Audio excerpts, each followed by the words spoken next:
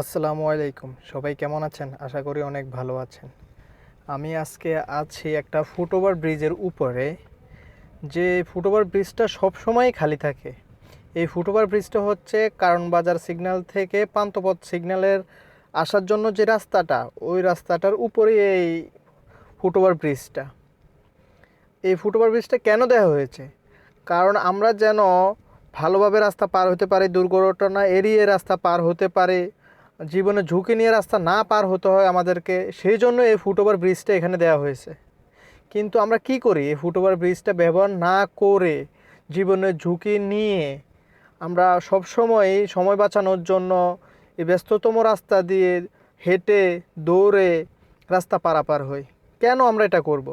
আমরা যদি এটা না করে একটু সময় নিয়ে যদি আমরা এই ফুটওভার ব্রিজটা ব্যবহার করি, তাহলে আমাদের জন্যই ভালো হয়। কারণ একটা দুর্ঘটনা সারা জীবনের জন্য খুব কষ্টদায়ক। কারণ একটা দুর্ঘটনা যদি ঘটে যায়, সেটা আর ফিরে পাওয়া যায় না।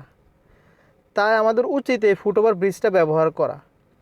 আমরা সব সময়ই সময় বাঁচানোর জন্য বা তাড়াহুড়ার জন্য জীবনে ঝুঁকি নিয়ে এই রাস্তা পারাপার হই, দৌড়ে রাস্তা পারাপার হই, এই ব্যস্ততম গাড়ি, শহর, রাস্তা এসব না কেয়ার করে বা এদিক দিকে না খেয়াল করে আমরা আমাদের কথা ভেবে তাড়াহুড়ার জন্য দৌড়ে হেঁটে এই রাস্তা পারাপার হয়ে যায়। আমাদের কি দরকার এসব করার?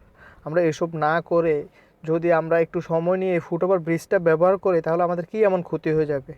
কিন্তু এই ফুটওভার ব্রিজটা পুরোই খালি পড়ে আছে। আর এক ভদ্রলোক এখানে অনেক শান্তিতে বিছানা করে ঘুমাচ্ছে। আর আমরা কি করছি?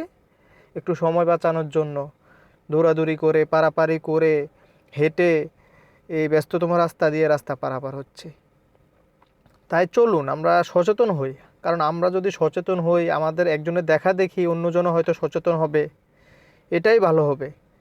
তাই এসব না করে এইভাবে জীবনে ঝুঁকি নিয়ে রাস্তা পারাপার না হয়ে আমরা যদি এই ফুটওভার ব্রিজটা ব্যবহার করে রাস্তা পারাপার হই, তাহলে আমাদের জীবনের জন্য ভালো, আমাদের জন্য ভালো,